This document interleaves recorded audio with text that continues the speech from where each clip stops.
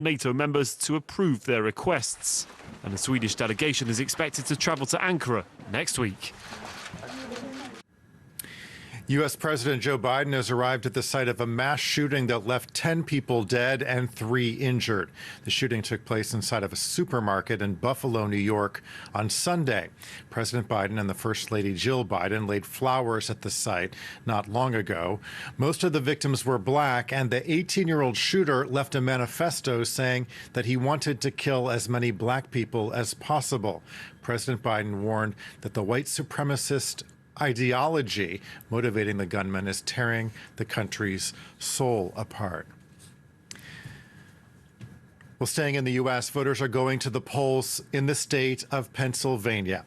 There's a governor's race there, but the real focus is on primary contests in the U.S. Senate, where Democrats and Republicans will choose their respective candidates for the midterms in November. The outcome of the race could affect the balance of power in the Senate.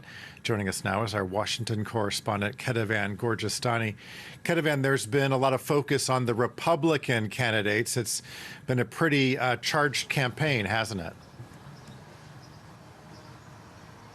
Yes, a pretty charged campaign and a crowded field for the GOP primary. But there were, at least at the beginning, 2 main frontrunners. Dr. Oz, he's the celebrity doctor that got famous on TV, who has received the endorsement of the former president, Donald Trump. But he's been criticized for not really having any real roots in Pennsylvania. He just moved recently, just a couple of years ago, to the state. He's also been criticized for simply being a rich man who is buying his way through this primary.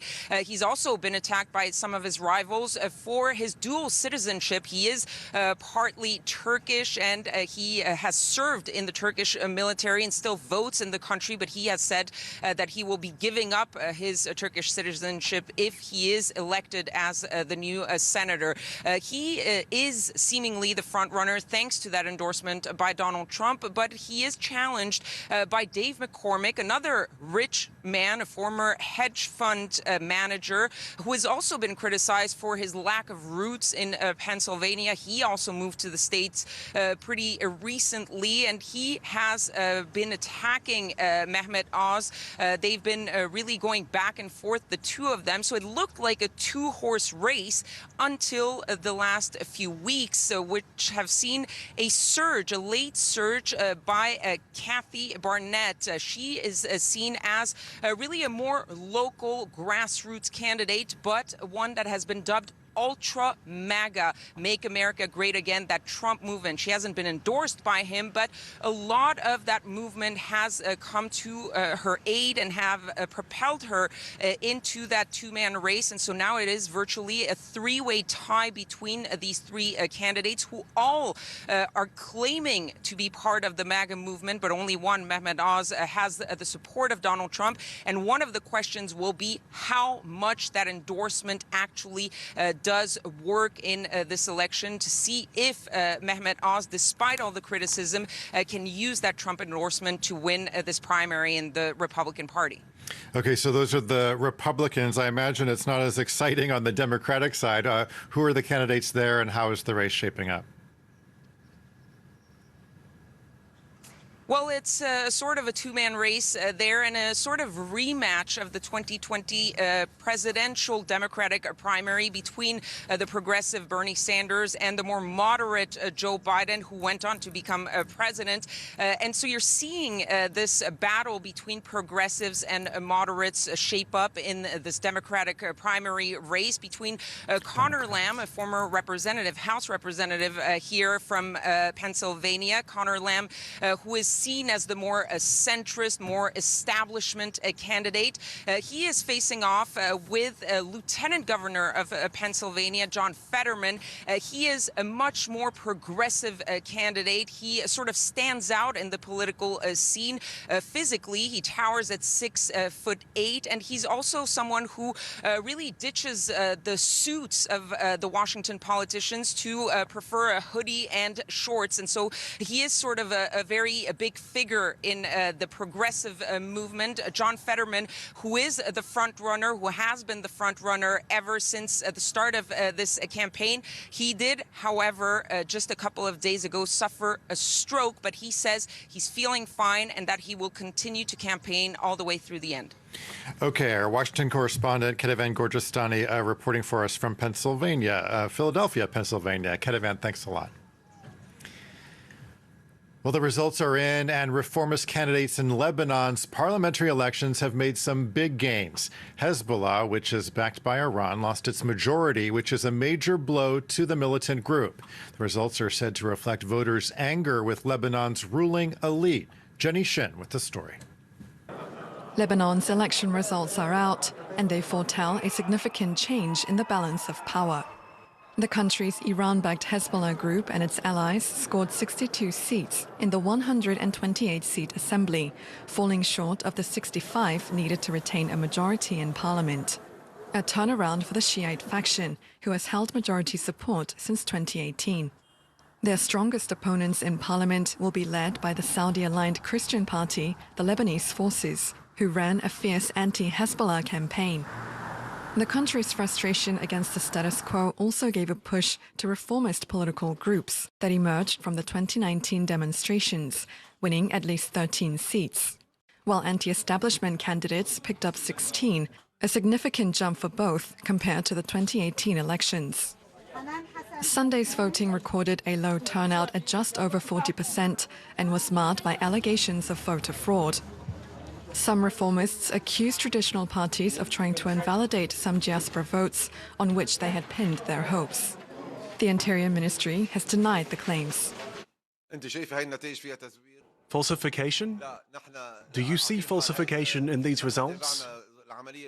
We've monitored the electoral process properly, and the judges did their job. We don't interfere in the results. The general elections are a first since Lebanon's financial collapse and the deadly Beirut port blast of 2020, which sent the economy into a free fall and stoked public anger with the corrupt ruling elite. Well, the Cannes Film Festival kicks off this evening. After 2 years of COVID restrictions, the event is back in its full glory for its 75th year. The opening ceremony starts at 7 p.m. French time. The jury will be introduced, this year headed by French actor Vincent Lindon. Also, the American actor and director Forrest Whitaker is set to receive the honorary Palme d'Or. And you can see our special coverage of the Cannes Film Festival at 6:30 p.m. French time. That's it for now. Stay tuned for more world news coming up here on France 24.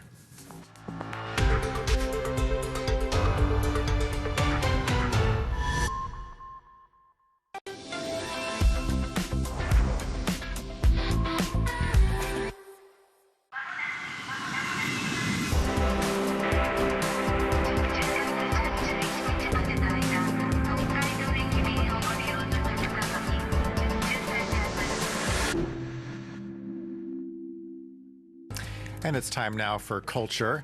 The Cannes Film Festival kicks off this evening, and I'm joined by Olivia Salazar-Winspear, who will be bringing us the latest from the French Riviera every day. Olivia, how are you doing there? Things officially get started this evening. What can we expect? The opening ceremony kicks off indeed at 7 p.m. here in Cannes, where the host, actress Virginie Efira, will be presiding over the ceremony. And of course, she's becoming a bit of a regular at the festival here last July, starring in the film Benedetta by Paul Verhoeven, which was showing in competition. And as well as introducing this year's jury, there's also a bit of prize giving going on this evening. They'll be awarding the Palme d'Honneur, or the honorary palm, to Forrest Whitaker, the actor, producer and director. Now, obviously, that's for his impressive career. He's an Oscar winner for playing Idi Amin in The Last King of Scotland, but also it's a recognition of his commitment to humanitarian causes. He's been a UNESCO Goodwill Ambassador, and he has founded his own peace and development initiative. The Cannes Film Festival is quite an important place for Forrest Whitaker, because it was when he first came here in 1988 with Clint Eastwood's film Bird, in which he played jazz musician Charlie Parker, that he won the Best Actor award. And he said that attending the Cannes Film Festival for the first time when he was just 27 changed his life. And overall, he's appeared in 6 films in the official selection. And this year, he's got a film as well, one that he produced. It's called For the Sake of Peace, and that focuses on the conflict in South Sudan's Kidepo Valley. That's making its debut here tomorrow. Well, and Olivia, this is the first time we'll see the jury on the red carpet together. Tell us more about who's judging the films. Well, after filmmaker Spike Lee last year, this time it's a French artist's turn, actor Vincent Lindon, someone who's also a regular on the Riviera. The last film he starred in here actually won the Palme d'Or. That was last year's Titane, directed by Julia Ducournau, which got everyone talking, indeed. Now, he's joined by some other Cannes laureates. We've got filmmakers Asghar Farhadi, Laj Lee, Joachim Trier, as well as Jasmine Trinka and actress-producer Rebecca Hall. There are also juries, separate juries, for the sidebar sections. Un Certain Regard, for example, Italian actress Valeria Gallino is the head of the jury there. And for the Camera d'Or, or the Golden Camera, that prize goes to a debut filmmaker for a first film, and that jury is being headed up by Spanish actress Roissy de Palma. Well, and the film showing this evening is not competing for the prestigious Golden Palm. It's a comedy horror flick entitled Final Cut. I know you've had an early look at that one. Tell us more.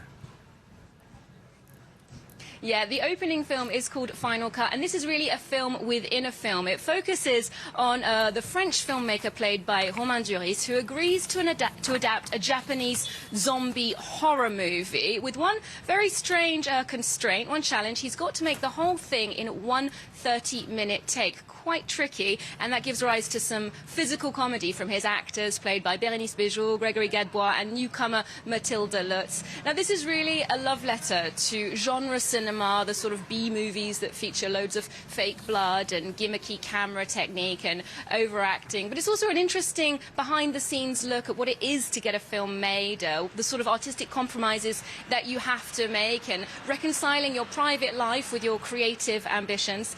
I actually got a chance to sit down with one of the cast, Bérénice Bejo, the star of the film, who told us a bit more about the last-minute decision to change the title from Z to Final Cut. Here's a bit more from her. Z is now for the Russian army a sign of victory. It's like La Croix Gammée for Hitler. It's really hard for the Ukrainian people to see a Z. And I mean, the poster is everybody in blood. I'm actually in yellow and blue band, and Z, it was impossible. And some distributor or Ukrainian directors wrote to Michel telling him that it was very hard for them to see a Z at the opening of this really important international festival. So it was not even a question. We did it. So you can see politics is never that far away here on the Riviera at the Cannes Film Festival. It often features. You can catch the full interview with Bérénice Bejo here on France 24 at 10:15 Paris time in Encore in Cannes, and we'll be keeping you up to date with the latest from the festival every day throughout the day.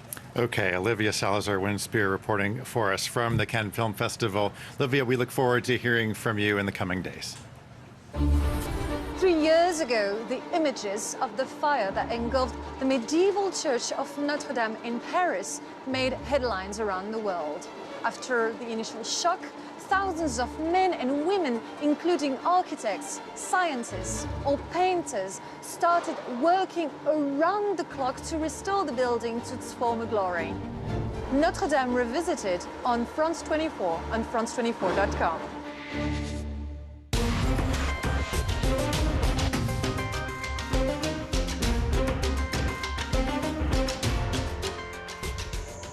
An uninvited visitor knocks on the door.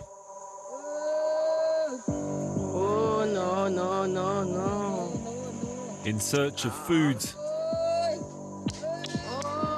As people look on, slightly baffled by the situation. It trods on peacefully, leaving the village intact. But that isn't always the case in Thailand.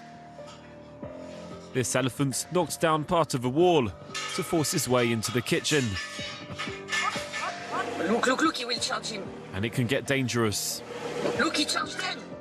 Far from a harmonious cohabitation between elephants and man, it's challenging at times, lethal at others. Sompong Anurichan takes us to the place where he was attacked last year, when at 6 in the morning, an elephant came charging at him. It struck here, here and here. My bike was destroyed. I was knocked unconscious for several minutes, and when I woke up, it was standing there just looking at me calmly, and then it left. Sompong spent 3 days in hospital as a result. I was bleeding everywhere, my arm, here, on my back too. Look, my bone isn't in the right place anymore. At least 20 people were killed by elephants in Thailand last year, and there are fatalities on both sides. Thanks to conservation programs, their population is increasing by 8% every year, with their total number estimated to be between 3,000 and 4,000. As they roam around in search of food, they sometimes come face to face with humans. So to try and reduce the number of incidents, a group of 200 volunteers works to keep them away from human settlements. At the head of the NGO is French co-founder Nani Fouad. In Africa, elephants die because of poaching. But here in Asia, they're killed in conflicts with humans, electrocuted or poisoned, for example. Scared or claiming revenge for the damage to their crops, a dozen elephants are killed by humans every year. This one was shot 15 times. Another was electrocuted by a wire strategically placed to kill intruding elephants. To avoid these escalations, Nani and her team patrol the outskirts of villages every evening, locations where elephants often venture into.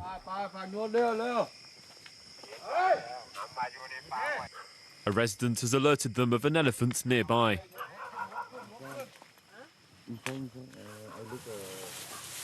We're following its trail. It went this way. He's here. And instead, they use less harmful methods, shouting and shining their torches to try to push it back. The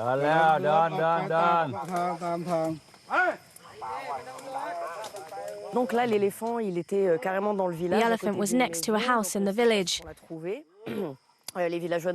So now that we've found it, and because it's calm and doesn't seem aggressive, we're going to try and push it back into the forest so that it doesn't come close again. Can it be dangerous? It can be very dangerous. When you see it in that position, it could quickly turn around and charge us. So that's why we always keep a safe distance. This villager, who isn't part of the NGO, is using fireworks to fend it off. It's a common practice, but the NGO doesn't encourage it, as it could make the elephants turn violent. They find it to be an efficient method. But look, that's an accident waiting to happen. It's hard for us to really say something. This is their area. But these are the kind of things that we are trying to change. A difficult battle, as a lack of natural habitat forces elephants further and further into the unknown. Tout d'un coup, on a entendu des coups de feu. Tout le monde criait, tout le monde, qu'est-ce qu'il y a? Il y a les militaires blancs là qui tirent sur les rebelles de la guerre là. On December 1st, 1944, in the military camp of Tioroy on the outskirts of Dakar, a group of Senegalese riflemen were shot dead by their French brothers in arms. They had just been repatriated after having fought side by side and were simply asking to be paid. Described first as a mutiny, then as a revolt by the French army, this long-ignored episode is now thought to have been a deliberate massacre. 3 young artists are setting out to explore the memory of the tragedy. La vérité finira par prévaloir, et à ce moment-là, la réconciliation sincère et définitive devient possible. Watch Reporters Plus, Tioroy 44 on France 24 and France24.com.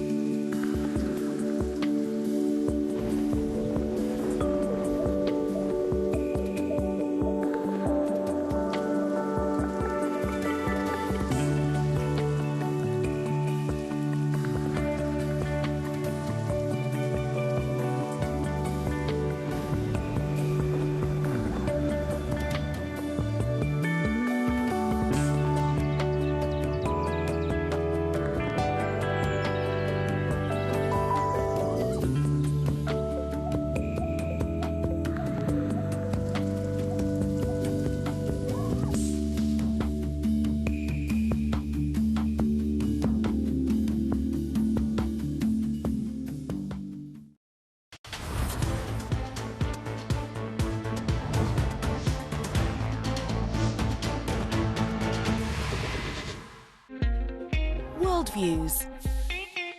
France 24 brings you all the news from hotspots around the world. In Asia, the Middle East, the Americas, Africa and France. From Europe to Oceania, take a daily trip across borders to keep abreast of all the latest international news. Get exclusive updates from our correspondents around the globe. Our daily reports will take you to all four corners of the world. Every day, watch Worldviews on France 24 and France24.com.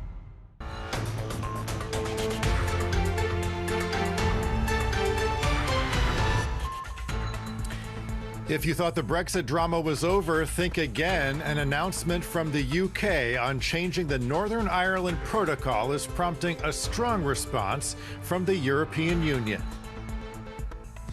It was the last pocket of resistance in Mariupol. Ukrainian soldiers who were holed up inside of a steel plant have surrendered to the Russians. Many of the troops have been taken to Russian-held territory, and dozens of them are badly injured. In the U.S., voters are going to the polls in some key races in the state of Pennsylvania. They're casting ballots for governor and in primary contests for the U.S. Senate. Our Washington correspondent, Ketevan Gorjestani, will join us with the latest. Thanks for joining us. The EU says it has serious concerns about the announcement from the UK government this Tuesday, namely that it would introduce legislation that would undo basic elements of the Northern Ireland Protocol. You might recall that's part of the post-Brexit deal on trade, which avoids a hard border between North Ireland and the Republic of Ireland. Now, if the UK goes back on a treaty it signed, the European Commission says it will need to respond with, quote, all measures at its disposal. Jenny Shin has some background. Making a U-turn from the very agreement it signed, the UK government has announced it will line up a new law to alter the Northern Ireland Protocol. Our preference remains a negotiated solution with the EU. And in parallel with the legislation being introduced, we remain open to further talks if we can achieve the same outcome through negotiated settlement. The Northern Ireland Protocol is at the heart of a political paralysis in Northern Ireland, a source of tension since it came into force at the start of 2021. It was introduced as part of the UK's 2019 Brexit divorce deal with the European Union.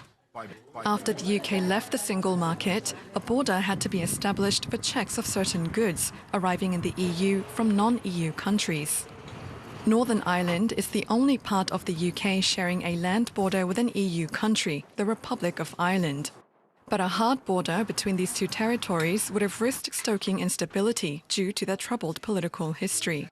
So, the border was established in the Irish Sea instead, between Northern Ireland and the rest of Britain, the basis of which became the Northern Ireland Protocol, now codified in international law. But the agreement is far from being a fix-all solution. Northern Ireland's Unionist Party, the DUP, contends that a border across the Irish Sea undermines Northern Ireland's place within the United Kingdom, refusing to join Sinn Féin to form a power-sharing government unless its concerns are resolved. Sinn Féin, supporter of the protocol, claimed victory in May's legislative elections, but would need Unionist parties to form a new executive. Downing Street, on the other hand, criticises the EU for applying the protocol rules too rigidly. Brussels says it will respond strongly should the UK go ahead with the move, saying it would be a flagrant violation of an international agreement. Ukrainian soldiers who were taking a last stand in Mariupol have laid down their arms. Russia's defense ministry said some 265 troops who had been holed up inside of a steel plant for weeks have been moved to Russian-controlled territories.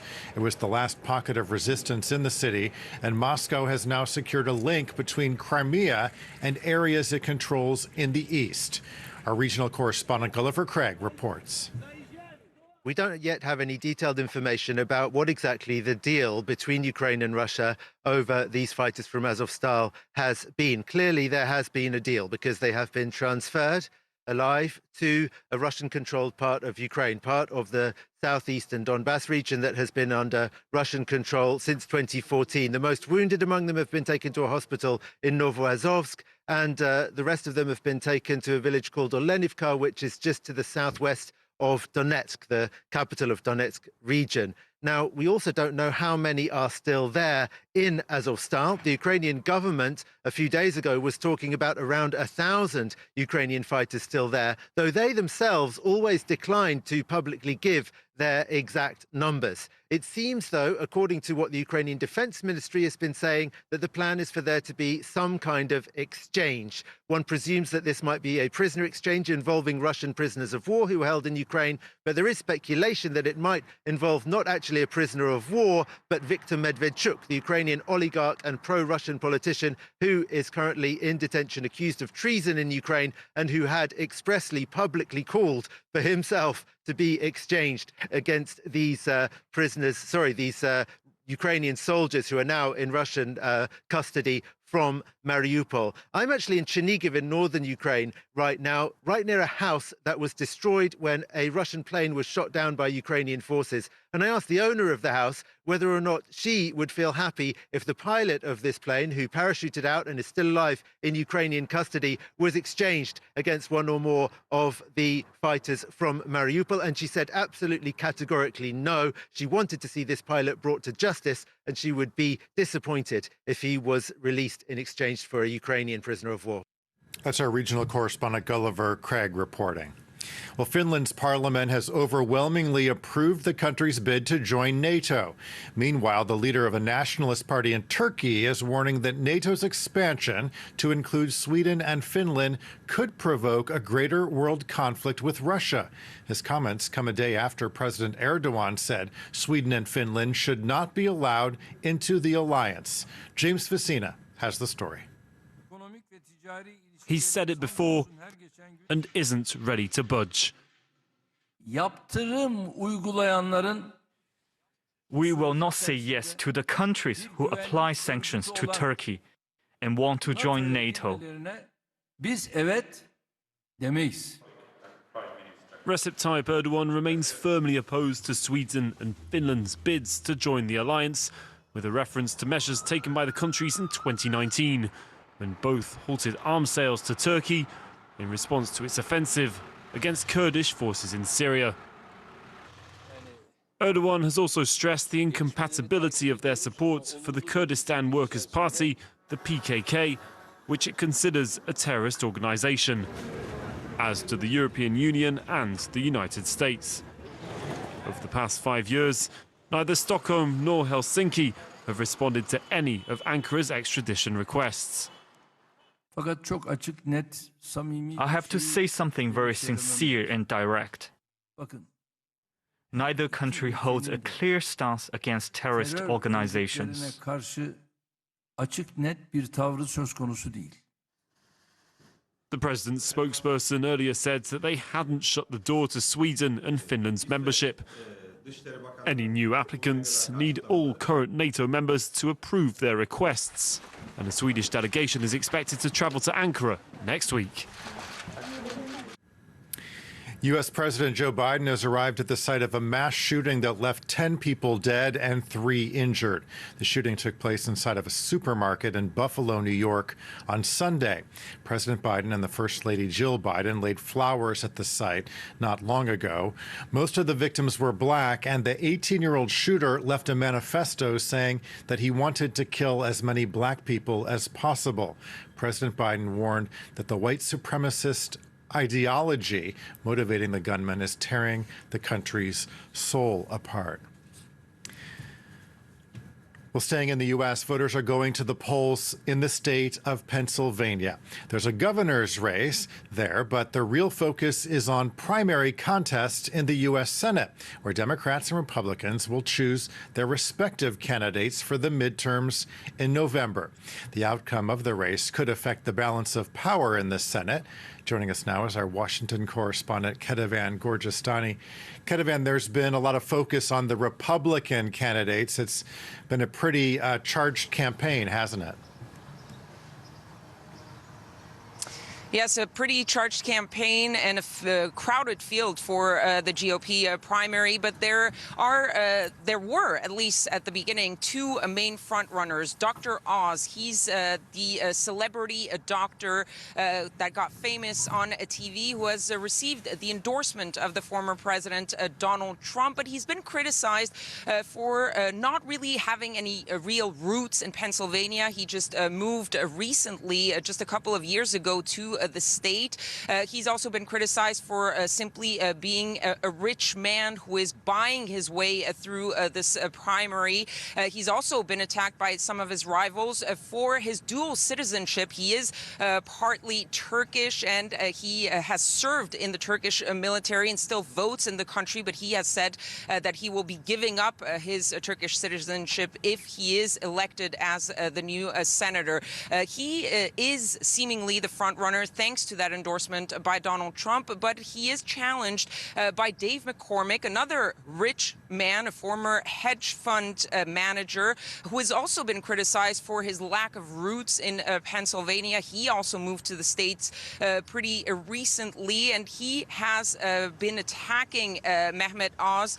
They've been really going back and forth, the two of them. So it looked like a two-horse race until the last few weeks, which have seen a surge, a late surge by Kathy Barnett. She is seen as really a more local grassroots candidate, but one that has been dubbed Ultra MAGA, Make America Great Again, that Trump movement. She hasn't been endorsed by him, but a lot of that movement has come to her aid and have propelled her into that two-man race. And so now it is virtually a three-way tie between these three candidates who all are claiming to be part of the MAGA movement, but only one, Mehmet Oz, has the support of Donald Trump. And one of the questions will be how much that endorsement actually does work in this election, to see if Mehmet Oz, despite all the criticism, can use that Trump endorsement to win this primary in the Republican Party. Okay, so those are the Republicans. I imagine it's not as exciting on the Democratic side. Who are the candidates there, and how is the race shaping up? Well, it's sort of a two-man race there, and a sort of rematch of the 2020 presidential Democratic primary between the progressive Bernie Sanders and the more moderate Joe Biden, who went on to become president. And so you're seeing this battle between progressives and moderates shape up in this Democratic primary race between Connor Lamb, a former representative, House representative here from Pennsylvania. Connor Lamb, who is seen as the more centrist, more establishment candidate. He is facing off with Lieutenant Governor of Pennsylvania, John Fetterman.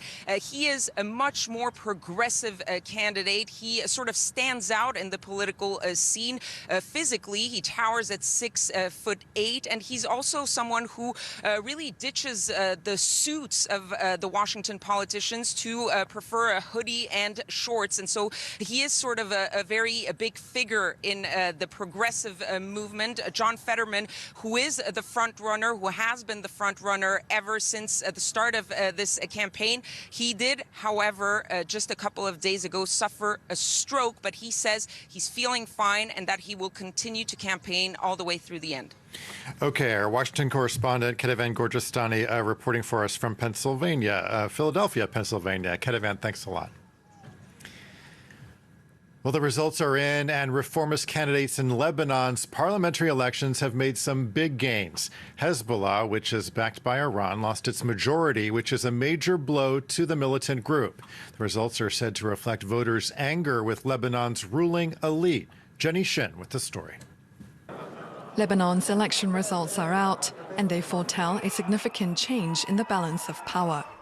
The country's Iran-backed Hezbollah group and its allies scored 62 seats in the 128-seat assembly, falling short of the 65 needed to retain a majority in parliament. A turnaround for the Shiite faction, who has held majority support since 2018.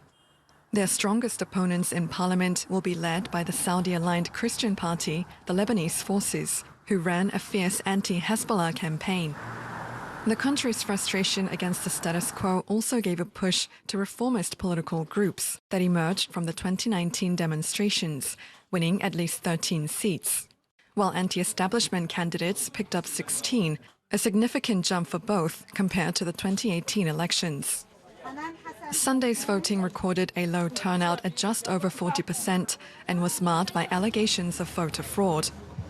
Some reformists accused traditional parties of trying to invalidate some diaspora votes on which they had pinned their hopes. The Interior Ministry has denied the claims. Falsification? Do you see falsification in these results? We've monitored the electoral process properly and the judges did their job. We don't interfere in the results. The general elections are a first since Lebanon's financial collapse and the deadly Beirut port blast of 2020, which sent the economy into a free fall and stoked public anger with the corrupt ruling elite. Well, the Cannes Film Festival kicks off this evening. After 2 years of COVID restrictions, the event is back in its full glory for its 75th year. The opening ceremony starts at 7 p.m. French time. The jury will be introduced, this year headed by French actor Vincent Lindon. Also, the American actor and director Forrest Whitaker is set to receive the honorary Palme d'Or. And you can see our special coverage of the Cannes Film Festival at 6:30 p.m. French time. That's it for now. Stay tuned for more world news coming up here on France 24.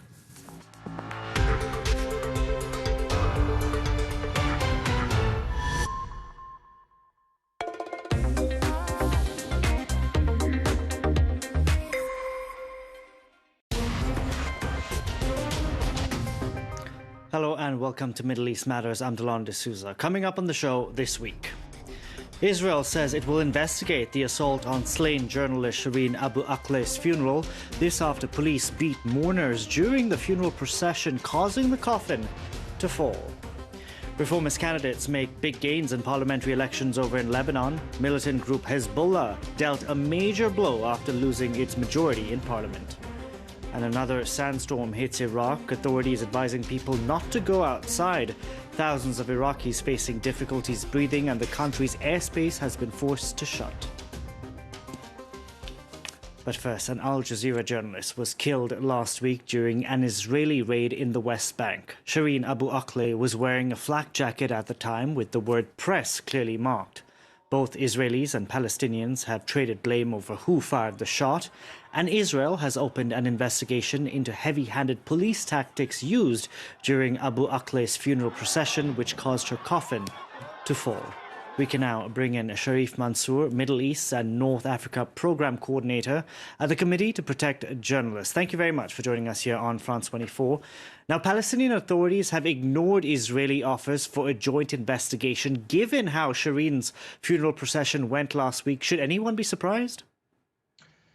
We have called from the beginning of an independent, transparent investigation and also international investigation, because I think both parties, the Israelis and the Palestinians, should do their own investigation, and they did, and they have provided some initial information.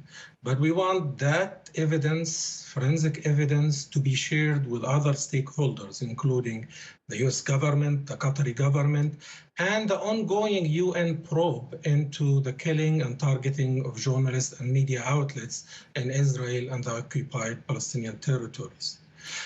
We think also there is a chance here for some justice, because next month the UN probe will release its findings, and also possibly the U.S. President Biden is possibly visiting Israel. So there is an obligation here that this case would be included in both the UN probe and also in the discussions President Biden is having with his Israeli counterpart. It's great to have an independent investigation, but what is the point when Israel will accuse whichever organization that carries out this investigation of being biased against Israel? Well, this is a two-factor here that I think is making this a lot more harder for any party to ignore. One of them is that this is a U.S. citizen. So in addition to supporting press freedom and the principles of press freedom, there is an obligation by the Biden administration to work with Shireen's family, with her outlets, to make sure that their interest in justice is satisfied.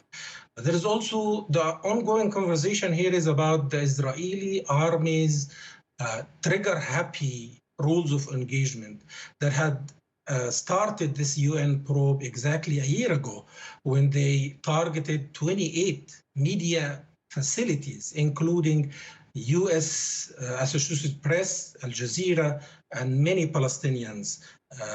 So having those building marked as press, known as press, being targeted, and also in the near future, in the near past, in 2018, during the Gaza protest, when the Israeli army also shot dozens of journalists, Palestinian journalists, and killed 2 photojournalists, also cleared marked as press during the Gaza protest of 2018, and also shot vehicle marked as press in the Gaza war of 2012 and 2014. I want to talk about this because Israel does pride itself on being the Middle East's only democracy. We often hear that tagline being used a lot. Yet 35 journalists have been killed since 2000 in occupied territories. Who is being held responsible for these killings? Nobody. None, and that's why it had reached the UN.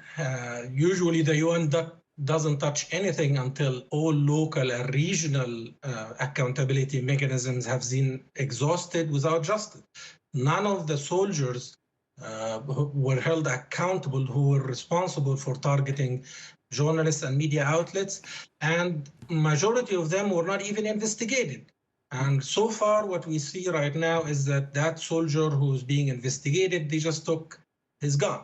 So that's never enough. We want to make sure that justice is raised and continues to be an issue here, so that it doesn't just help Shireen and her family, also helps the majority of those who were killed, Palestinian journalists who are targeted every day and who do not get the attention or the pressure for their justice, as we are seeing now with Shireen.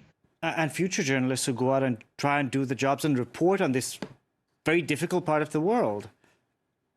Absolutely. And this has been like one of the things I've noticed in the eyewitness testimony, that the journalist groups, including Al Jazeera and others who were moving to cover this, they were taking the precautions that a lot of journalists have traditionally taken in order to minimize any confusion and also not to be targeted.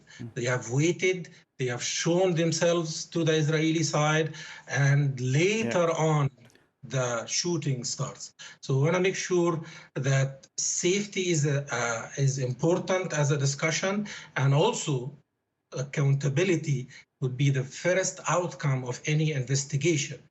Next, forensic evidence, any other relevant information or evidence is shared with the UN investigation, and also with the Qatari and US government. Sharif Mansour, thank you very much for joining us on the program today.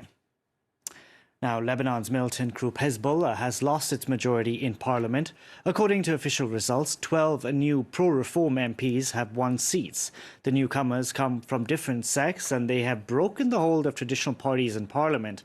Elections held this past Sunday were the first since the explosion at Beirut's port in 2020. Jenny Shin reports.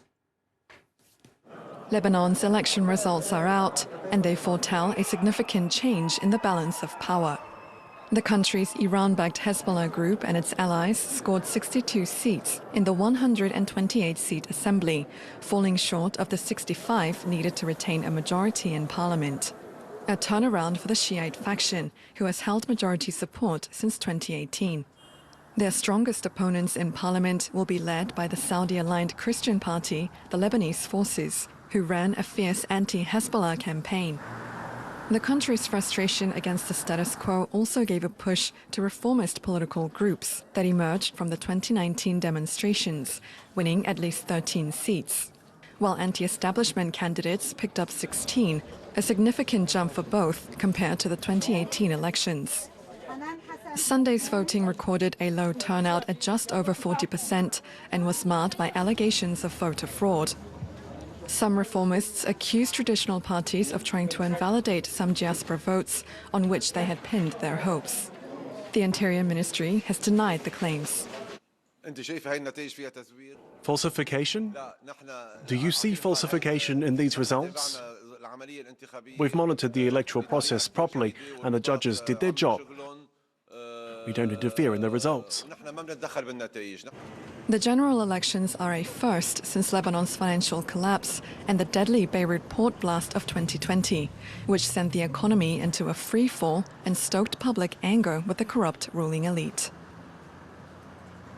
Abu Dhabi's Crown Prince has been named President of the United Arab Emirates, Sheikh Mohammed bin Zayed Al Nahyan taking over the top job following the death of his half-brother.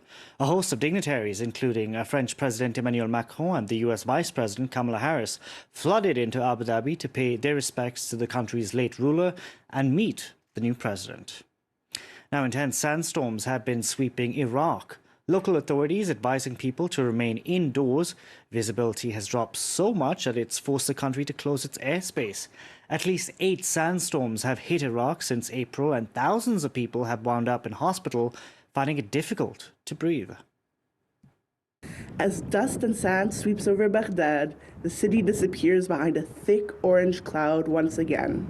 Iraq's rapid desertification has contributed to at least 7 dust storms in a month's time. Residents have had enough. It's exhausting. We're suffering from climate change, and I'm really fed up. There are more than 5,000 cases of hospitalization in hospitals, apparently. 1 person died. I hope it will stop. At central Baghdad's Al-Kindi hospital, patients are being treated for storm-related ailments. This woman suffers from chronic asthma, and her husband is worried the dust will be the end of her. Last week, she almost died suffocating. She couldn't breathe.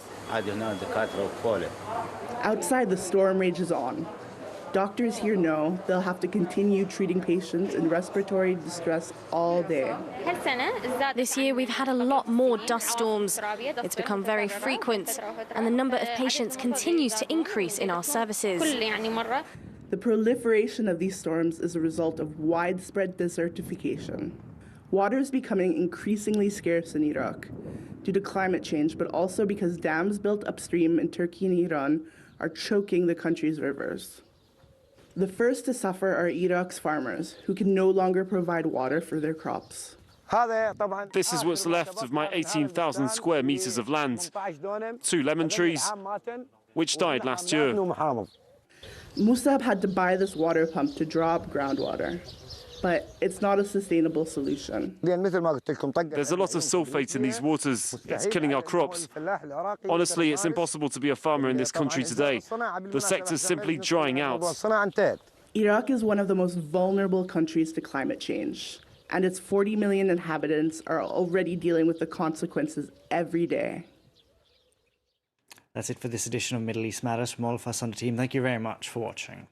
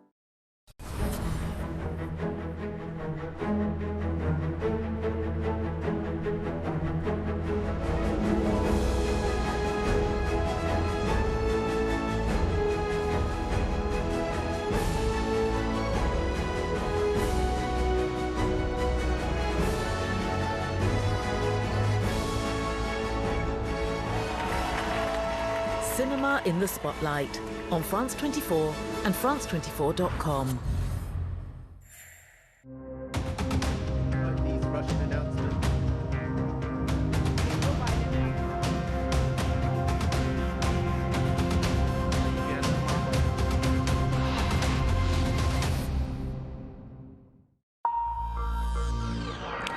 Hello and welcome. You're watching France 24. Coming up, Joe Biden in Buffalo to comfort victims of the weekend mass shooting there. The U.S. president has denounced racist terrorism after the attack that appeared to have deliberately targeted blacks. Citing the post-election deadlock in Northern Ireland, the UK government to alter parts of the post-Brexit trade rules it agreed to with the EU. A breach of that pact. London says it's ready to keep negotiating. We'll go to Belfast for an update. France's new prime minister to name her cabinet Wednesday. Former Labour Minister Elisabeth Borne stepping into the spotlight as campaigning heats up for next month's legislative elections here. Later this hour, we'll be going to the French Riviera. It's opening night on the red carpet for the 75th Cannes Film Festival. We'll have a special edition for you. In the next hour, the France 24 debate has a fringe white supremacist conspiracy theory gone mainstream. The 18-year-old who targeted blacks at a Buffalo supermarket, not alone in referring to the Great Replacement. More and more pundits and politicians are jumping on the bandwagon on both sides of the Atlantic with U.S. midterm elections coming up in November. Tell us what you think on Facebook and Twitter. Hashtag F24debate.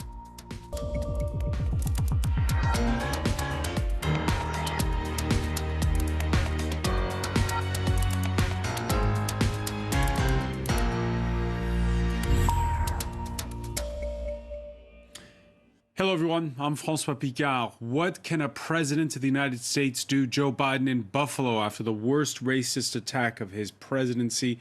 Biden laying a bouquet of white flowers outside a supermarket where last Saturday, an 18-year-old armed with an assault rifle targeted blacks. The suspect has pleaded not guilty to first-degree murder, the worst such shooting of Biden's presidency, but certainly not the last in recent memory. Jenny Shin has more.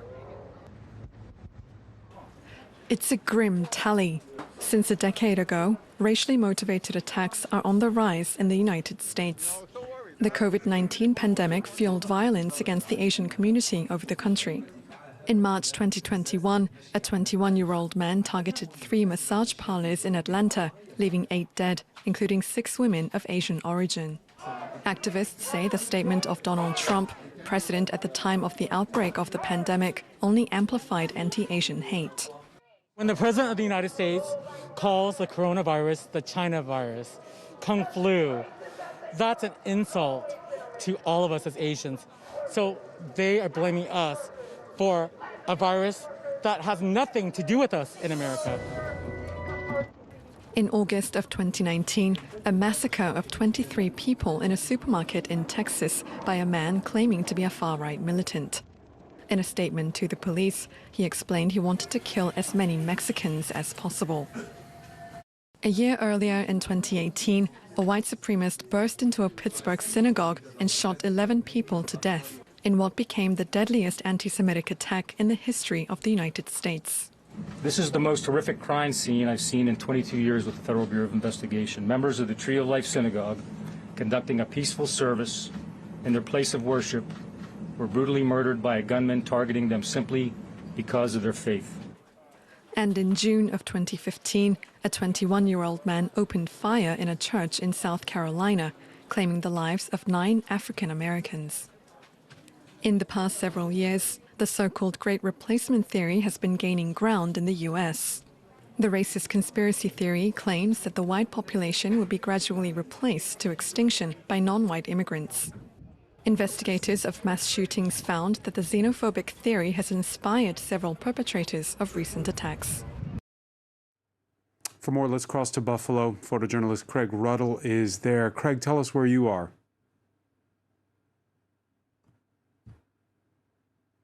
All right, we seem to have lost the connection there with Buffalo, New York. We'll try to reconnect a little bit later on. It looks like the end of for the last pocket of resistance in Mariupol after orders from Kyiv, dozens of Ukrainian fighters surrendering at the Azovstal Steelworks compound. 265 of them, according to Russia, including 51 seriously wounded. The Kremlin promises to treat the prisoners, quote, in accordance with international standards. Mariupol, which has been a focal point ever since Russia's invasion. Solange Mougin has more. Once home to over 400,000 people, Mariupol was a shining jewel of Ukrainian industry. The largest trading hub on the Sea of Azov, its port and metal industry was key to Ukraine's economy. But then on February 24th, Russia's invasion began. By early March, shelling had turned the city's apartment complexes into teetering towers of rubble. By March 7th, Russian troops had surrounded the city, cutting off food, electricity, and medical supplies, and most escape routes out for civilians. Then on March 9th, shells hit a Mariupol maternity hospital. The images shocked the world. But more horrors awaited the city. Its Red Roof Theater, once a symbol of Mariupol's growing prosperity and culture, was hit on March 16th. Over 1,000 civilians had been sheltering inside, having been unable to escape the besieged city. Up to 600, mostly women and children, are thought to have perished. One word to describe what happened here today, and that's genocide. Genocide against our nation, our Ukrainian people. With Russian forces having taken most of the city, the sole remaining holdout was its main steel mill, the Azovstal plant. Its kilometers of underground passageways and bunkers provided ideal cover. And for over 2.5 months, Ukrainian soldiers managed, alongside civilians, to hold out there. With their evacuation, it is the last stronghold of Mariupol that's changing hands. Just some 60 kilometers from the Russian border, Mariupol has borne such a heavy siege because of its strategic location. Under Russian control, Mariupol would become a throughway or a land bridge between Russian-backed territories in the east and Crimea in the south. And taking control of its metal industry and the Sea of Azov would provide Moscow with a symbolic and economic victory at the cost of tens of thousands of lives. In Lebanon, a setback for the parties born from that country's civil war, Hezbollah and its allies losing their absolute majority for the first time. Activists who've been protesting against endemic mismanagement and patronage politics across the sectarian divide find themselves represented in parliament, 13 of them elected. Let's go back to our top story now. The U.S. president in Buffalo, where he's going to speak to denounce, quote, racist terrorism in the wake of Saturday's shooting at a supermarket in that western New York City, where 10 people were killed, blacks targeted. Photojournalist Craig Ruddle joins us. Craig, tell us where you are. Good afternoon. Right now, I'm right near the Tops Market, really right almost on the property. We're quite close, and near a memorial that's sort of risen with balloons and flowers, just a few hundred feet away from the front door where some of the shooting actually took place. The front door of the store, that is. We know that the president right now is speaking privately with the families, words of comfort, but what more can Joe Biden offer them? And specifically, what are those you've been speaking to in Buffalo waiting from the U.S. president? Well, right now I'd have to say that I think there's a mix of people are happy he's here, others are not. What specifically they want, I can't really tell you that specifically because it is a wide range of concerns. Everything from, of course, gun control to social media issues. But I think most people of what they've been talking about, it's actually been a surprisingly upbeat atmosphere, I have to say. There are a lot of people here who have gathered from local organizations. There's food trucks. There's lots of embracing. There's lots of smiles. There's song, and certainly some tears. But generally speaking, I think they're happy the president came. But I got to say, on their own, it's been very, very impressive to see how the community has been responding. And of course, the questions arise. Well, one final question for you, Craig, and that is over this 18-year-old suspect and whether there were red flags that were missed. Well, I think today, and again, I sort of saw it as I was coming into the scene here this morning, that it appears that he's been here before. And of course, I don't believe that was known until sometime in the last 24 hours, or at least publicly known. But yeah, I think people are, I think, stunned, I would say, by the fact that at first it seemed that it was a quick ride up from where he was to here, but the planning aspects of it, I think, have really, stunned many who have experienced this, and the people here live in Buffalo as well. And again, we'll be talking about it in an hour's time in the France 24 debate, as well as carrying live those remarks by Joe Biden. Many thanks, Craig Ruddle, for speaking with us live from Buffalo. The UK government is to take on Brussels over the post-Brexit trade deal that puts a border in the Irish Sea. This in a bid to break the gridlock in Belfast, with unionists knocked from the top spot in Northern Ireland Assembly elections. The DUP is now refusing to sit until the trade deal agreed to with Brussels is changed. Boris Johnson's government announcing it will be presenting legislation in the coming weeks. The challenge is that this solution requires a change in the protocol itself, as its current drafting prevents it from being implemented. But the EU's mandate does not allow the protocol to be changed.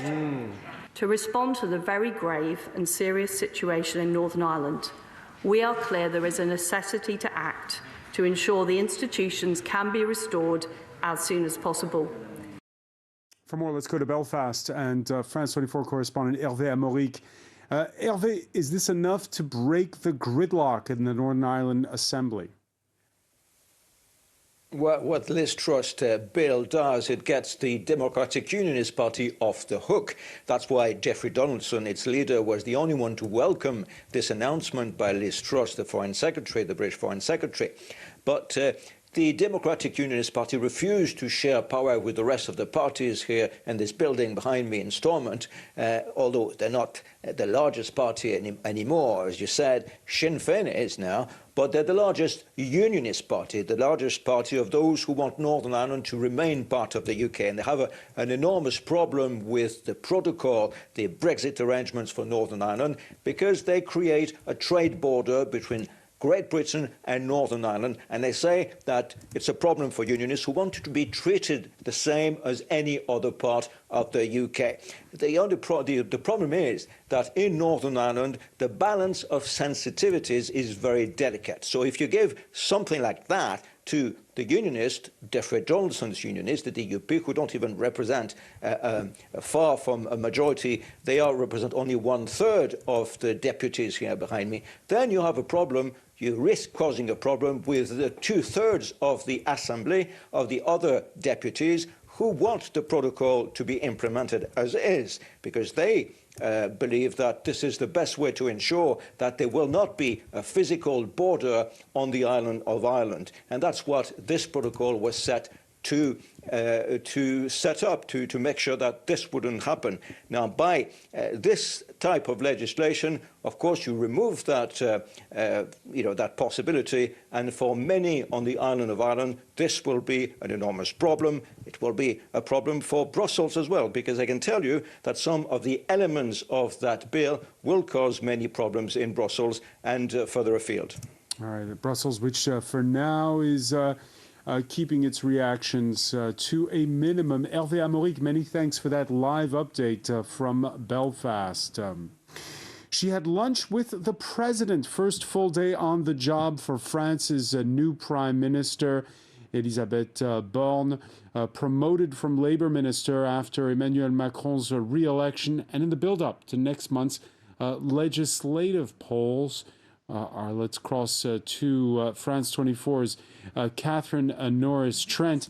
Catherine, the next big day for the new PM is Wednesday, when we're expected to hear unveil her new cabinet. That's right. We still don't have the lineup of the new French government. We know only that Elisabeth Borne is the new French Prime Minister, the first woman in 30 years to take that job, and only the second female Prime Minister that France has ever had. She was here at the Élysée Palace this afternoon for a couple of hours, meeting with Emmanuel Macron for a working lunch, and we can imagine that high up on that agenda was the list of who is going to be in this government. And it is a political tightrope that Macron and Elisabeth Borne are having to walk here, getting figures from the left and from the right of French politics, as well as a few centrists, in order to try and get the balance right and try and maintain the majority in Parliament in French parliamentary elections, the first round of which takes place in less than a month from now. So there's a lot of speculation about who exactly could be in the government. There's been lists of names circulating among journalists and political spheres here in Paris, but nothing is officially confirmed. There's no white smoke yet from here, from the Élysée Palace yet. There is no legal or time frame, for this list, the new government, to be announced. And Emmanuel Macron had really been taking his time. He took 22 days, a record, to name Elisabeth Borne as Prime Minister, so he could let this run out for another few days at least. Yeah, Macron, who 1 week ago said he'd had already his nominee in the pocket, some guessing that perhaps he hadn't fully made up his mind at that point. In any case, it's interesting because it's as much about Macron as it is about Elisabeth Borne. That's right. Elisabeth Borne is a fairly low-profile politician here in France. She's seen as a technocrat. She served in his government as a transport minister, as work minister, as environmental transition minister, and she's seen as a solid pair of hands. But this is being read by political commentators and opponents as very much Emmanuel Macron keeping control. So the fact that he's named this woman who's seen as a very solid pair of hands with a very good CV, who hasn't made any big slip-ups, but is not a big political personality. She's not known for her charisma. She's not really marked the public imagination here in France. So this is his way, it's being seen, of keeping control and really driving through his agenda into his second term. Of course, if they can maintain their majority in Parliament. If not, there's going to be a whole other political battle running about whether he maintains Elisabeth Borne as Prime Minister or whether he has to name someone else, but that's still a few weeks away yet. Catherine Norris-Trent reporting live from outside the French presidential palace. Many thanks for that update. You were talking about how France is really discovering, even though she's been in government a few times, who Elisabeth Borne is. She's originally a socialist, but proved a tough negotiator with the unions on labor reform. Caroline Lambolet has more. From climate change to purchasing power and legislative polls, the coming weeks will be busy for Elisabeth Borne. The first challenge she will face will be attempting to secure a majority in the National Assembly. There is just under a month left before the first round on June 12th. It's expected that the competing political parties will spar over purchasing power, something that's on everyone's mind in France as prices continue to surge. When it comes to purchasing power, the fact that she's a technocrat might not look so good. Technocrats are usually seen as being very competent, but not so much as being close to the people and to their concerns. Now we have inflation, and people are really feeling their purchasing power taking a hit. Another contentious issue is retirement. The president has proposed raising the legal age of retirement to 64 or 65. It's a long-standing bone of contention with the trade unions, something Elisabeth Borne is no stranger to. We know that with her, discussions are frank, but it's difficult to convince her. She knows her stuff, and we've clashed before, like on unemployment benefits. We'll probably clash on retirement. We've warned that we're against raising the retirement age. Last, there's the environment, something Emmanuel Macron turned into a campaign issue.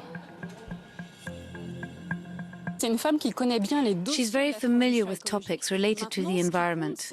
But what matters now is the roadmap she's been given by Emmanuel Macron. Ecological policy, this means respecting carbon budgets. She needs to be held accountable, and goals need to be met. The first step for the new Prime Minister will be to form a government. And for more, we're joined by journalist and commentator Léa Chamboncel, host of the Popol podcast, which advocates for more women getting involved in public life. So let me begin with you with that question, because my timeline on Facebook and a lot of women who are a little irate at, hey, it's a woman. Isn't it great that it's a woman? Is it great that it's a woman, or it's not a big deal? It really depends on how you see it. I think it's a good thing. What's very interesting is that you see it's an event. It's an event itself. We're nominating a woman as prime minister, and everyone is talking about it. So what's so special about it? She dedicated the moment to all the little girls out there. Yeah, well, she was right, because, you know, there is like role models that we call. It's very important in the society. If you're a little girl and you see there is a prime minister that is actually a woman, you can consider that maybe later on you want to be a prime minister. If you're a little girl and you don't see any women as, you know, like prime minister or in office, like president or anything, you really consider it's impossible. And that's, well, this is why the message is itself interesting and important. It's not so impossible when you look at, actually, we took time to look at the statistics. So there was, first of all, the list now runs long of countries in Europe where either the president or the prime minister is a woman. Mm-hmm. But even here in France, the number of elected officials who are female has gone way up in the last 5 to 10 years. Yeah, but we haven't reached equality yet at all. It's only 38% that are female member of the parliament right now. 38%, everyone was like, oh, wow, this is amazing. 38% of women. No, it's not. It's 50% of the population. There should be at least 50% of women in office, and it's not exactly what's happening. What happening in French politics is that women had been underrepresented for years. When you were talking about the other European countries, they started a lot earlier than us. French women were able to vote only in 1944 and to be eligible for office, which wasn't the same case for British women or also Swiss women or any other country. So we've been like a bit late on this for sure. And also what we see is that the glass ceiling of like not being able to go into the top offices, which is like prime minister, it's been 30 years that this didn't happen. And after all, it's where the power is supposed to be. And what we see is that, yes, there is like the government itself is absolutely in total parity. There is 50% of women and 50% of men, but most of the women are in some ministries that are considered not as important as such justice or internal affairs, or external affairs as well. So it's itself an event, and it's important. So she is at the same time going to be running for parliament in the Normandy region. Her main rival on the left has decided not to run for re-election. Is this going to be Elisabeth Borne versus Jean-Luc Mélenchon as we head to the legislative elections, or is it going to be Emmanuel Macron versus... Oh, it's going to be Emmanuel Macron for sure. I mean, what's interesting, beside the fact that she's a woman, obviously, with Elisabeth Borne is that she has the same profile as Jean Castex. She's not a politician that wants to be elected. She's not running for... She doesn't want to be a president or anything. She doesn't have a political ambition more than being a civil servant. And this is also what was the case with was also the case. Castex, yes. I'm going to have to interrupt you, Léa Chamboncel. Sure. We're going to go to Buffalo, New York. The U.S. President, Joe Biden, is speaking.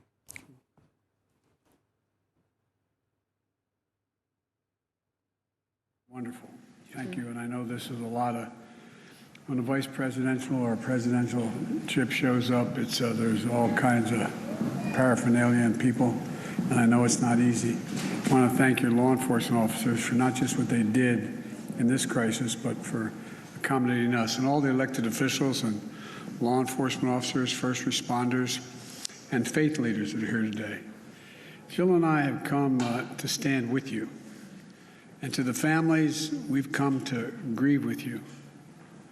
It's not the same, but we know a little bit what it's like to lose a piece of your soul. When you lose a son, a daughter, a husband, a wife, a mother, a father. The feeling of having that, as I said to some of you when we talked privately, you feel like there's a black hole in your chest you're being sucked into, and you're suffocating, unable to breathe. That's what it felt like, at least to us, and I'm sure some version of that feels that way to you. The anger, the pain, the depth of a loss that's so profound. You know, we know it's hard to believe, and you're probably not going to believe it, but I can tell you now, from our personal experience and many others who we've met, the day's going to come, it will come, when your loved one brings a smile as you remember him or her. As you remember her, it's going to bring a smile to your lip before it brings a tear to your eye. It takes a while for that to happen. It takes a while. It might take more than a season. But our prayer for you is that that time comes sooner or later, but I promise you it will come. As a nation, I say to the families, we remember them. We've been reading about them. We visited the memorial where they show the love for them, and you've all shown by the supermarket. And Celestine Cheney, 65 years old, brain cancer survivor, churchgoer, bingo player, went to buy strawberries to make her favorite shortcake. A loving mother and a grandmother. Roberta Drury, 32, beloved daughter and sister, moved back home to help take care of her brother after his bone marrow transplant. She went to buy groceries for dinner, the center of attention, who made everyone in the room laugh and smile when she walked in. Andre McNeil, 53, worked at a restaurant, went to buy his 3-year-old son a birthday cake.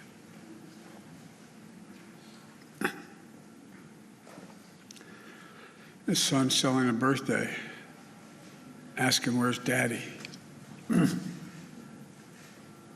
Catherine Massey, 72, a writer and an advocate, who dressed up in costumes at schools and cut the grass in the park and helped in local elections, the glue of the family and the community. Marcus Morrison, 52, school bus aide, went to buy snacks for a weekly movie night of the family, survived by his wife and 3 children and a stepdaughter, the center of their world. Hayward Patterson, 67, father, church deacon, fed the homeless at the soup kitchen, gave rides at the grocery store to neighbors who needed help, putting food in the trunk of others when he took his final breath. Aaron Solder, 55, retired Buffalo police officer for 3 decades. 3 decades. Loved electric cars. Hero who gave his life to save others on a Saturday afternoon. And had that man not been wearing that vest that he purchased, bulletproof vest, a lot of lives would have been saved. A beloved father and husband. Geraldine Talley, 62, expert banker and known for her warm, gentle personality, a friend to everybody, devoted mother and grandmother.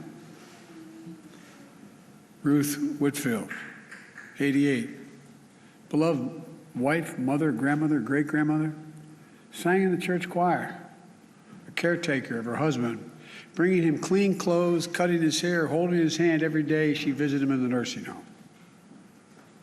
Heart as big as her head. Pearl Young, 77, a mother, grandmother, missionary of God, public school teacher, who also ran the local food pantry. Loved singing, dancing, and her family. And all 3 are injured. Zaire Goodman, 20, shot in the neck, but fighting through it. Jennifer Warrington, 50, Christopher Braden, 55, both treated with injuries on a long road to recovery. Individual lives of love, service, and community that speaks to the bigger story of who we are as Americans. A great nation because we're good people.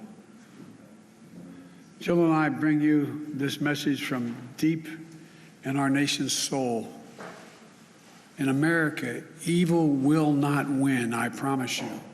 Hate will not prevail, and white supremacy will not have the last word. For the evil did come to Buffalo. It's come to all too many places. Manifesting gunmen who massacred innocent people in the name of hateful and perverse ideology, rooted in fear and racism. It's taken so much. 10 lives cut short in a grocery store. Three other wounded by a hate-filled individual who had driven 200 miles from Binghamton in that range to carry out a murderous, racist rampage that he would live stream to the world. What happened here is simple and straightforward. Terrorism. Terrorism. Domestic terrorism. Violence inflicted in the service of hate and the vicious thirst for power that defines one group of people being inherently inferior to any other group. A hate that through the media and politics, the internet, has radicalized, angry, alienated, lost, and isolated individuals into falsely believing that they will be replaced, that's the word, replaced, by the other, by people who don't look like them, and who are therefore in a perverse ideology that they possess and being fed lesser beings. I and all of you reject the lie. I call on all Americans to reject the lie. And I condemn those who spread the lie for power, political gain, and for profit. That's what it is. We've now seen too many times the deadly and destructive violence this ideology unleashes.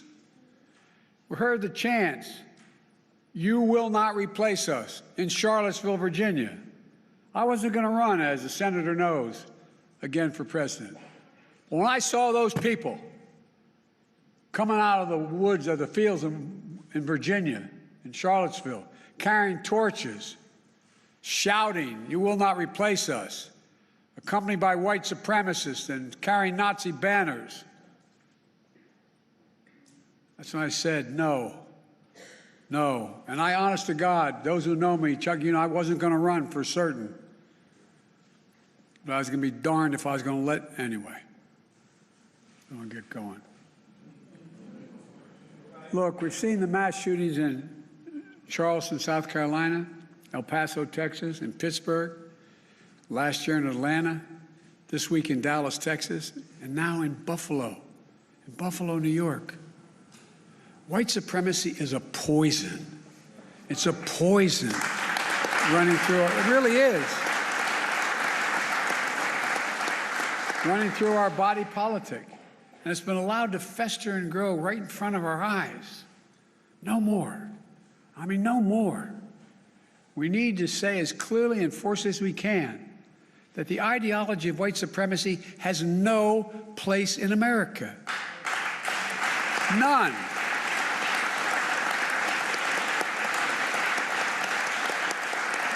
And look, failure for us to not say that, failure in saying that, is going to be complicity. Silence is complicity.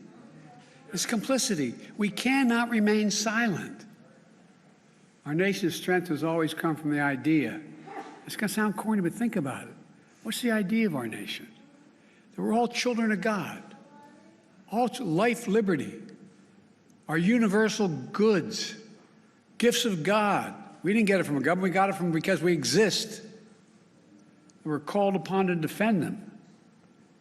The venom of the haters and their weapons of war, the violence and the words and deeds that stalk our streets, our stores, our schools.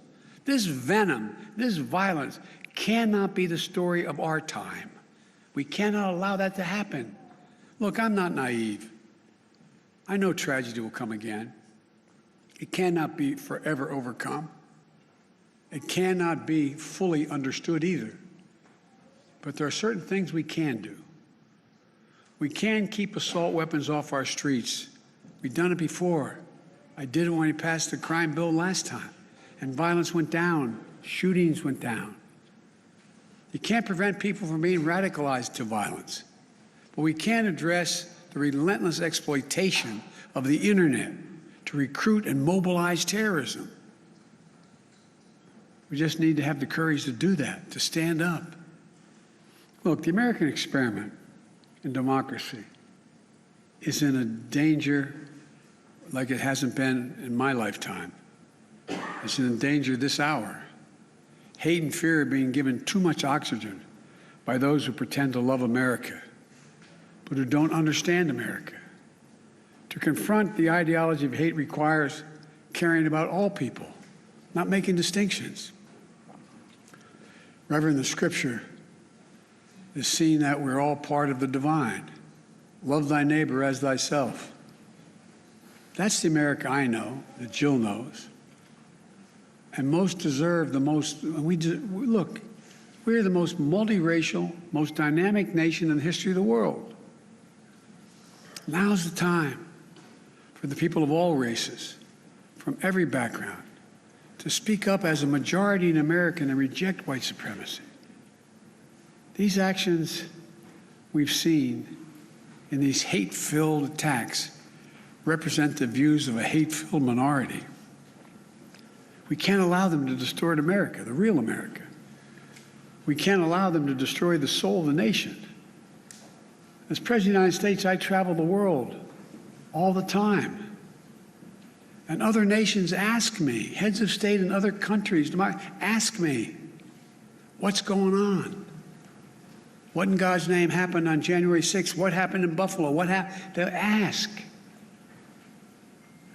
We have to refuse to live in a country where black people going about a weekly grocery shopping can be gunned down by weapons of war deployed in a racist cause. We have to refuse to live in a country where fear and lies are packaged for power and for profit. We must all enlist in this great cause of America. This is work that requires all of us, presidents, politicians, commentators, citizens. None of us can stay in the sidelines. We have to resolve that here in Buffalo, that from the tragedy, this tragedy will come hope and light and life. It has to. And that on our watch, the sacred cause of America will never bow, never break, never bend. And the America we love, the one we love, will endure. So to the families, from your pain, may we find purpose to live life worthy of the loved ones you lost. From a hymn based on the 91st Psalm that's sung in my church, may he raise you up on eagle's wings and bear you on the breath of dawn, make you to shine like the sun, and hold you in the palm of his hand. That's my wish for us. We can do this if we resolve to do it. If we take on the haters and those who don't even care, it's just about profit and politics. May the soul of the fallen rest in peace and rise in glory. And may God guide the United States of America, now and always. To the families, as my grandpop used to say when I walked out of his home in Scranton, he'd say, Joey, spread the faith. And my grandma would yell, no, Joey. He'd say, keep the faith. And my grandma would say, no, Joey, spread the faith. We're thinking of you. Hold on to each other tightly. Stick together. You'll get through this. And we'll make Buffalo and the United States a better place to live than it is today.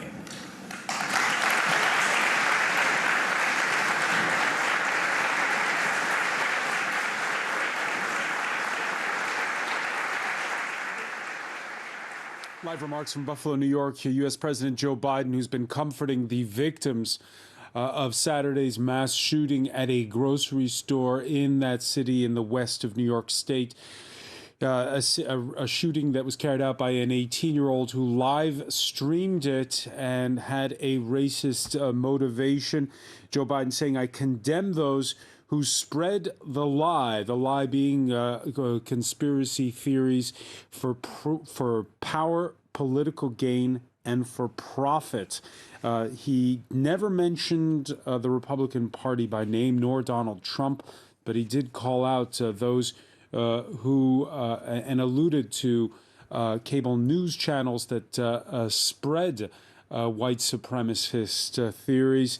Joe Biden, who began his speech with a call out to all 10 of those victims. We'll have more on this story in the France 24 debate that's coming up in 30 minutes time. Other stories we're following for you here on France 24. The UK government to alter parts of post-Brexit trade rules it agreed to with the EU, a breach of the pact. London says it's ready to keep negotiating this in a bid to end the gridlock after Northern Ireland's assembly elections. Final count from Lebanon's legislative elections. Hezbollah and its allies lose their outright majority in a nation where politics often seems frozen. 13 activists from the anti-corruption movement enter parliament. And coming up next, it's opening night on the red carpet. The 75th Cannes Film Festival opens with the out-of-competition screening of French horror movie spoof Final Cut by the maker of The Artist, Michel Hazanavicius.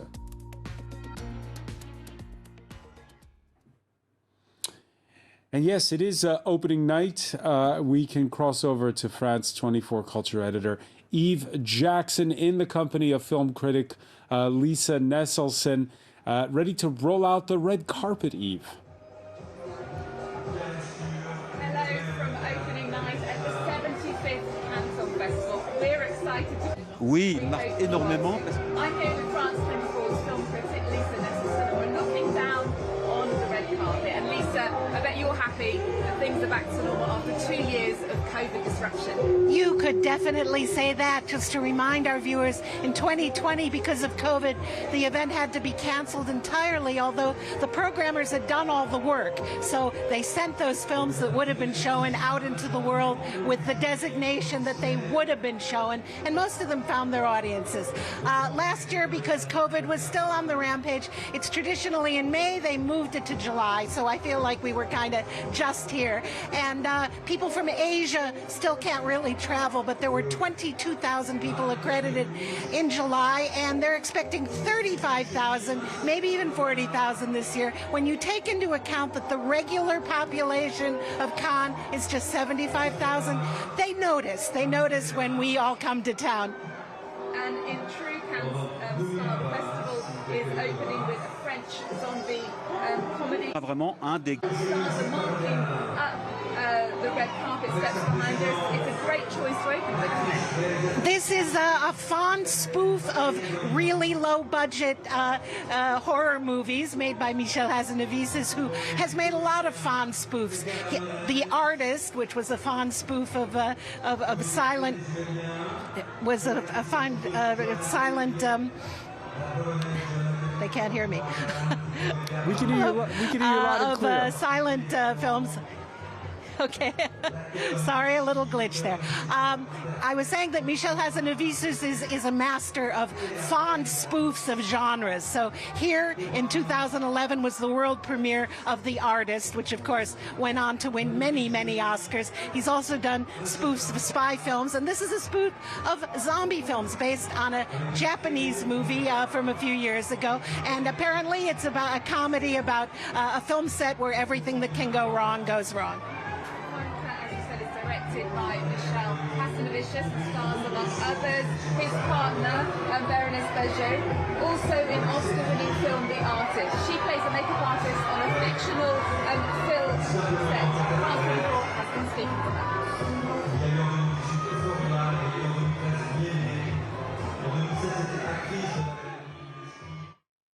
Z is now for the Russian army a sign of victory. It's like La Croix Gammée for Hitler. It's really hard for the Ukrainian people to see a Z. And I mean, the poster is everybody in blood.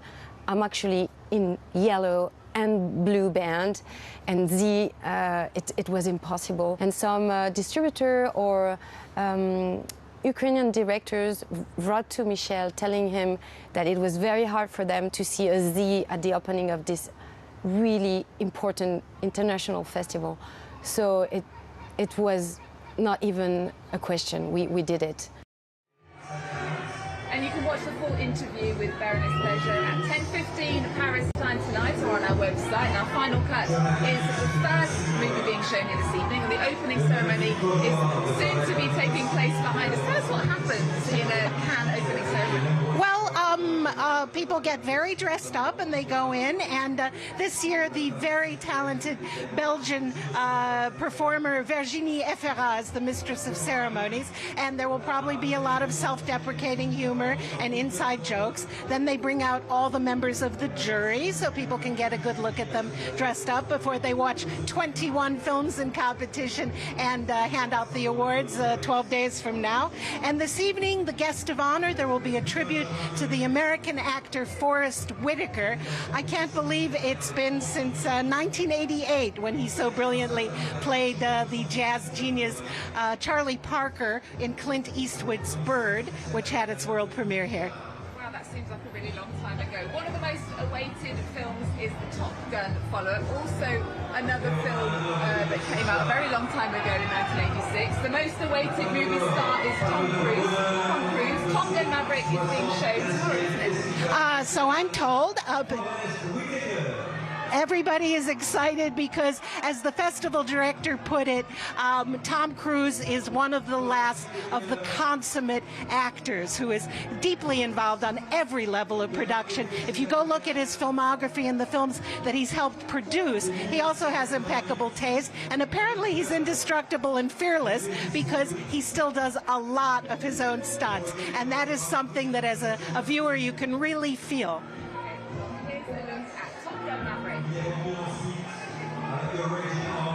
Maverick Mitchell. Let me be perfectly blunt. You are not my first choice. You are here at the request of Admiral Kazansky, a.k.a. Iceman. He seems to think that you have something left to offer the Navy. What that is, I can't imagine. With all due respect, sir, I'm not a teacher. I just want to manage expectations.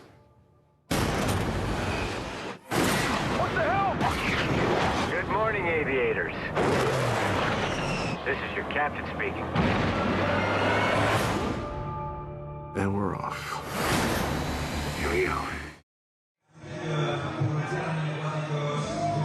Well, I got to see a preview of the film in Paris, but my lips are sealed until tomorrow when the film is being shown. Tom Cruise is also giving a masterclass here at the Cannes Film Festival. Well, as well as action, there'll be rock and roll with Baz Luhrmann's Elvis, and starring Tom Hanks and Austin Butler. Tell us more. We're all going to discover this. Thinking about Tom Hanks and Elvis Presley are two great American success stories. Men from very modest backgrounds who, through talent and hard work, went on to, well, take the world by storm and be household names. Baz Luhrmann, of course, is a showman who has always appreciated and known what to do with popular music, as he proved with Moulin Rouge, which was the opening film here a few years ago.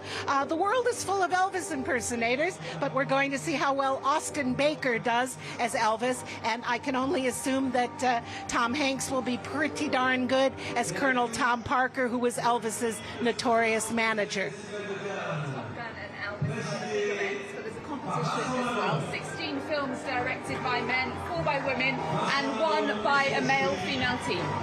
Tell us more. Well, there are 4 former Palme d'Or winners, and when I look at the list, they're really from all over the world. From Japan, Hirokazu Koreeda; from Sweden, Ruben Östlund; from Romania, Christian Mungiu; and of course the Dardenne brothers from Belgium. And there are former Grand Prize recipients such as Korea's Park Chan-wook and David Cronenberg, whose Crimes of the Future I'm very much looking forward to. He said he was going to stop making movies 8 years ago. I'm so happy he went back on that decision. And it stars Kristen Stewart, Lea Seydoux, and Viggo Mortensen. films competing for the big prize, the Palme d'Or. The Palme d'Or winner is decided by a jury. This year, the president is Cannes regular, French actor Vincent Lindon. After weeks of suspense, the Cannes Film Festival announced a familiar face will be seen on the red carpet. The decorated French actor Vincent Lindon will serve as head of the jury. Son of an entrepreneur, Vincent Lindon has become one of the most sought-after names in French cinema, though his acting career almost began by chance. One afternoon I was in drama class and I was enjoying myself performing little scenes with some friends. Paul Boudjana passed by in the hallway. He was looking for Francis Huster. He asked me where I might find him. I said, "Aren't you Elie Chouraki?" It made him laugh, and he called me to do some screen tests, and I was hired for the Falcon.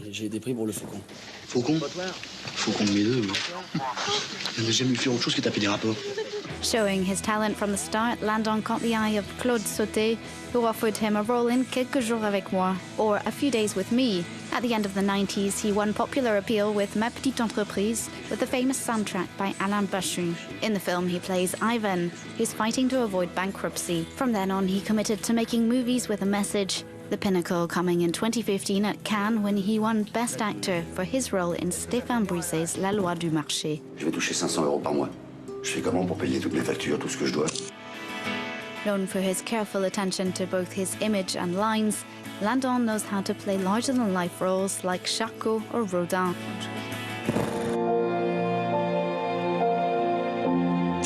He also knows how to reinvent himself, like in the horror film Titane by Julia Ducournau, which won the Palme d'Or in 2021. I felt I was only working with people who were my children's age. I watched them live, move, and work. They learnt things from me, and I learnt a lot from them. I learnt a lot from Julia about seeing cinema in another way. As head of the Cannes jury, Lindon has a lot to see, and along with 8 jurors will decide who will go home with the coveted Palme d'Or. And this year's jury are going to have some pretty difficult decisions to make. The big issues of the day are often tackled here at the festival, and Cannes Delegate General Thierry Frémaux has included titles, for example, from both Ukraine and Russia. Well, in keeping with the festival's attitude, I'm going to do my bit for world peace and not tell you who's Ukrainian and who's Russian, because they're great filmmakers. And in this context, that's what counts. Sergei Lotsenitsa's The Natural History of Destruction and Maxim Nakochanji's Butterfly Vision. And of course, Kirill Serebrennikov has had 2 films here at the festival, and he was not able to accompany them because he was either under house arrest or being harassed by the Russian authorities. He is a Russian dissident. He is now living in Berlin, and this is the first time he'll be able to accompany one of his films, Tchaikovsky's Wife. Well, we'll hopefully be speaking to Kirill Serebrennikov and Sergei Lotsenitsa later in the festival. Tell us about some of the other films being tackled this year. Okay. Having some sound problem. The French are out in force with really intense, important social topics. A movie starring Omar Sy called Tirailleurs, based on the true story of African men who were conscripted to be soldiers in World War I, who were taken from their villages and brought to France to do trench warfare and weren't sufficiently thanked at the time. Nos Frangins by Rachid Bouchereb, about the very unfortunate death of a young man named Malik Oustin, who was basically beaten to death by police authorities as part of a demonstration in Paris years ago. And starring Jean Dujardin, November, which is a fact-based, minute-by-minute account of the special police team that right after the terror attacks, you've heard of the Bataclan, and over 100 people dead in 2015. In just 5 days, they followed all sorts of leads and instincts and hunches and actually found 2 of the terrorists who were at large through an amazing confluence of circumstances. So that is November. I already know the answer to this question, as Lisa came into our studios crying earlier, but what are you most looking forward to? Crying tears of joy, because I had just spent 4 hours in the magnificent theater behind us seeing the restored version of Jean Eustache's 1973 The Mother and the Whore, which premiered here, and half the audience booed and half the audience cheered, and it was a real scandal back when film festival scandals were about art and not about who had a wardrobe malfunction or who's cheating on their spouse. It's a masterpiece. It's been restored, and it will be in theaters again. It's been very, very, very hard to see. And along with that, I am looking forward to seeing Singing in the Rain again, the greatest movie musical ever made for its 70th anniversary. The David Cronenberg film I mentioned, Crimes of the Future, and Arnaud Desplechin's Brother and Sister, starring Melville Poupeau and Marion Cotillard as siblings who haven't been able to stand the sight of each other for 20 years. Okay, well, that's it for us. Thank you so much, Lisa. Thank you for joining us. Remember to join us every day from the Cannes Film Festival, where we'll be bringing you the interviews, the reviews, and all the behind-the-scenes gossip as much as we can. Thanks for joining us. See you next time. Eve Jackson and France 24 film critic Lisa Nesselson live from Cannes at the opening night of the 75th Cannes Film Festival. If Serennikov's latest film is half as good as Letta, it should be fantastic. Much more to come here on France 24. We'll have more news, and then it's the France 24 debate. We'll be reacting to that very powerful speech by the U.S. President Joe Biden, saying that those who spread lies for power, political game, and for profit should be condemned. He condemned them after the mass shooting in Buffalo. 10 people killed by a white supremacist teenager. Your thoughts, your reactions on the hashtag F24Debate.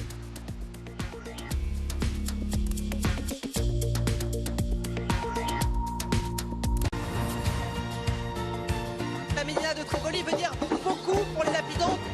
Bienvenidos a las noticias de France 24. Thanks very much for joining us. أهلا بكم في ثقافة في عدد اليوم. Ravi de vous retrouver pour Afrique Hebdo. Au programme cette semaine. نسمع بين حين والآخر. This storm has hit New York City a lot. To be a president. 3, 2, 1. Madagascar fait face à une seconde vague meurtrière. Almost 99 million of you watch us every week. So thank you. شكرا. Gracias. Your confidence means a lot to us. Muchas gracias. شكرا على هذه الثقة. Thank you. Merci du fond de mon cœur.